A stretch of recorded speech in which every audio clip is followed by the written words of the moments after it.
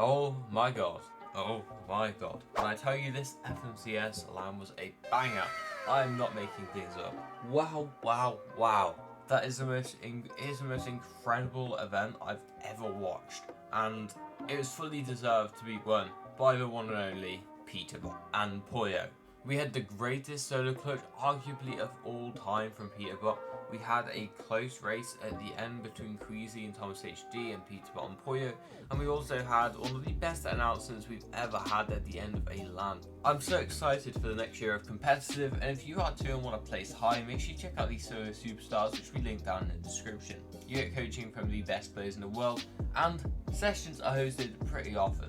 That being said, let's get right into this recap.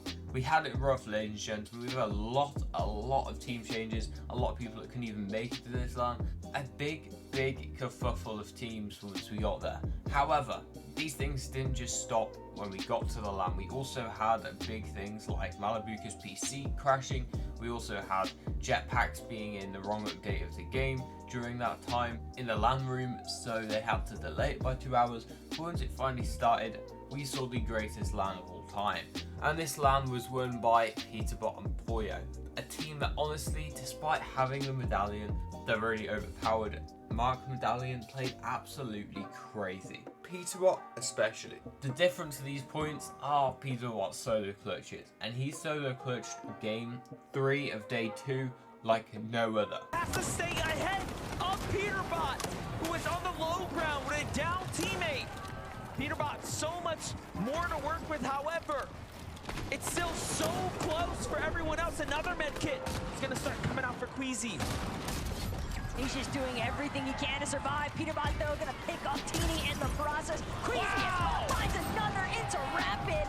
Not gonna get a chance, though, to collect the body loot instead. He's scrambling, trying to remain out of sight here. Tulix and Chicho right behind him, but Peterbot grabs him in the end. That's exactly what he needed as well. Peterbot trying to take back these points here. Finishing off Trulex now inside of a top 5 situation up on height. It's Dukes though with Peterbot looking to fight back. Do not count him out. It is all solos remaining here. Tito goes down. The next one is down too. Batman Booga sent back to the lobby. 3 players now here. Peterbot looking at 1v1v1 and another one. Down goes Bars. Can he find the final fight here? Dukes is excellent in these type of scenarios, but Peterbot is just a little better. Up top, the high ground hit is good, and he needs to go. And he does it again. You might be thinking that was an insane clutch, and it was. However, not as crazy as game 5. We had Queasy and Thomas pretty much neck and neck with Peterbot and Poyo, maybe 20 points off, and they were as a duo in this endgame. This is when Peterbot decided to do what Peterbot does best. This. Words cannot comprehend how excited I got watching this clip.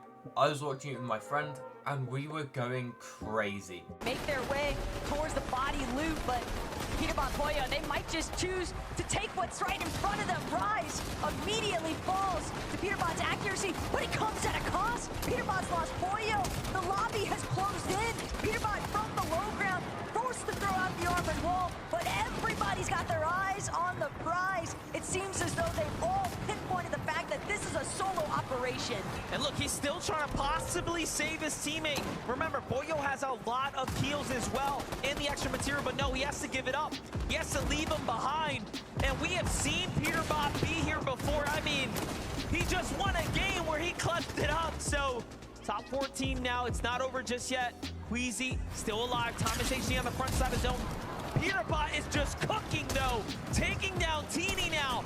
Every single time he drops a team and finds more eliminations, he is gapping himself away from 2nd and 3rd place. And think about the mental game. It's starting to unfold for Queasy and Thomas. They're watching this elimination feed light up. Peterbot, regardless if he's got Poyo or not, he's willing to make some miracles happen.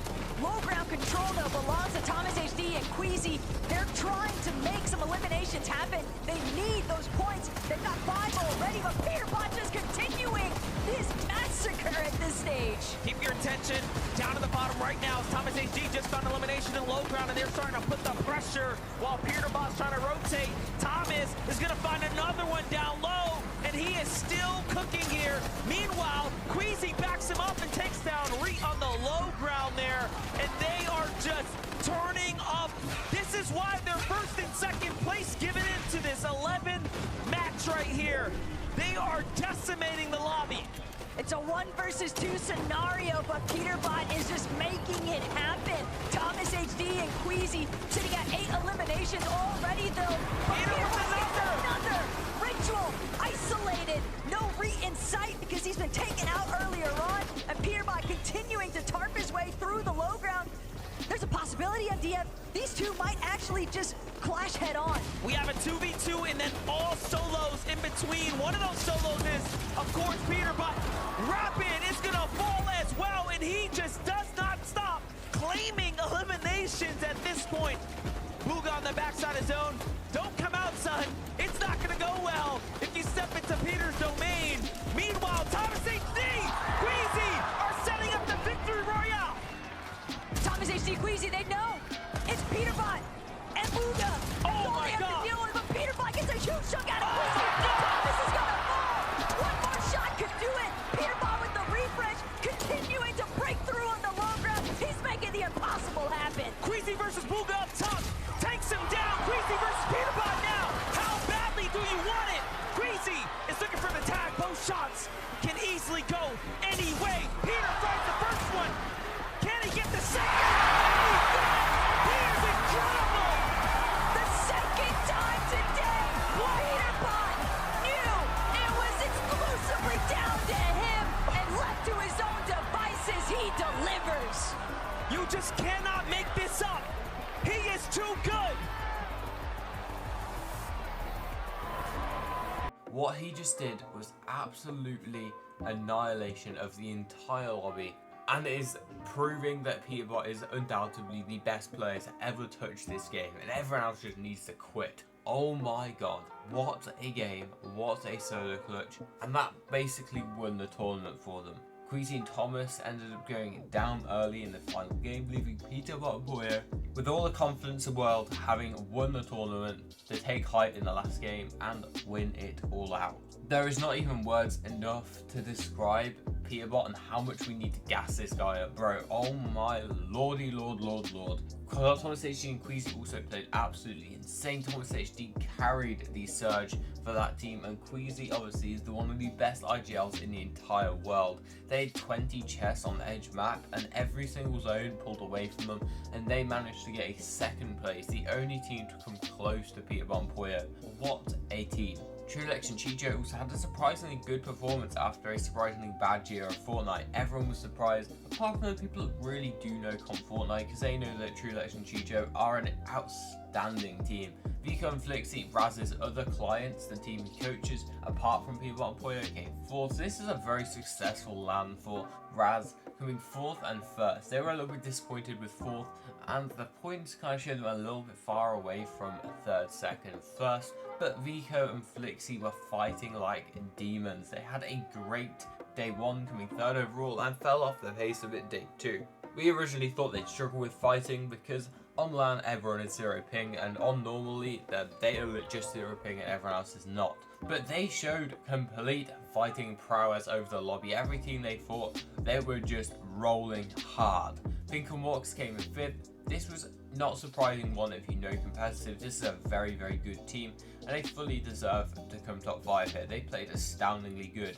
Chap and Teeny, Chap's third ever grand finals, coming 6th. Incredible, another great performance, and Teeny, one of the best IGLs at the moment, one of the best controller players.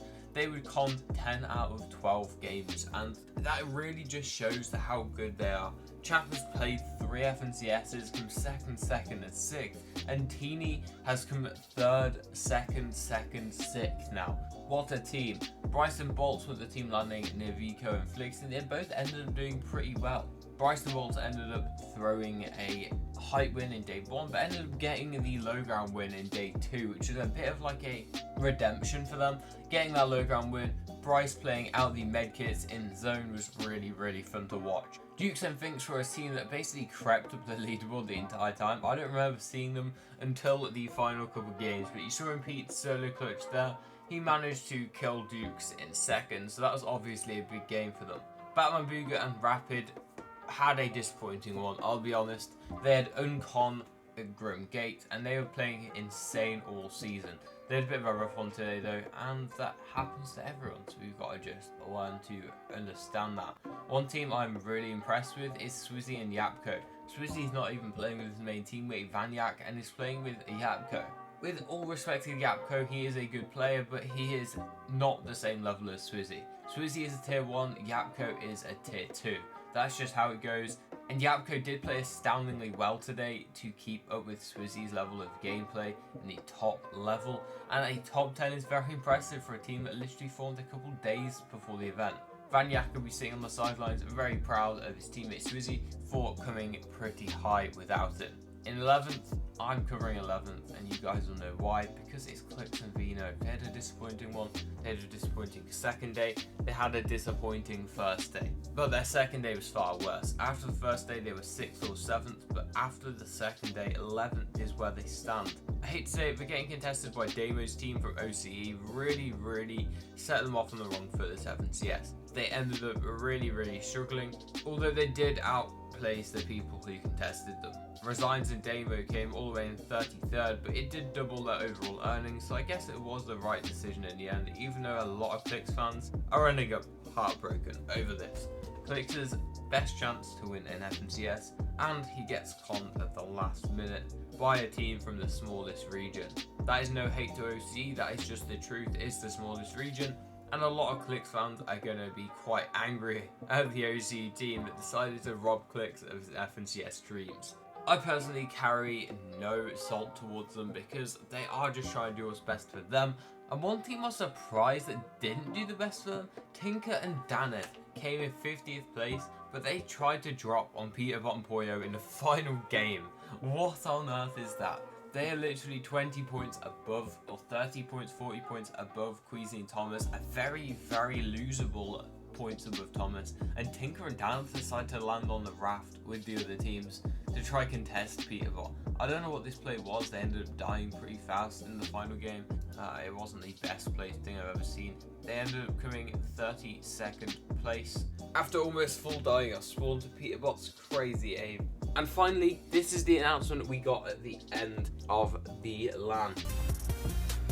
Man, I can't even believe it. We just wrapped up 2024. Just an amazing year of Fortnite. I was kind of curious though, what's the plan for 2025? Oh, $8 million in prize pool. That's actually really awesome. The players are gonna be really excited to hear that. Wait, I'm sorry, step back. Did you say trios? We're going back to trios? Yeah. Did you say Siphon? That's it, trios and Siphon and $8 million prize pool. What an announcement. Siphon's back. Oh my god, trios, Siphon, oh my god, Siphon's back, let's go, trios and Siphon, let's go.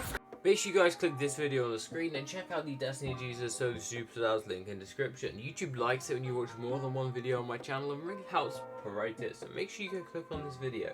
What an amazing tournament, and I'm so happy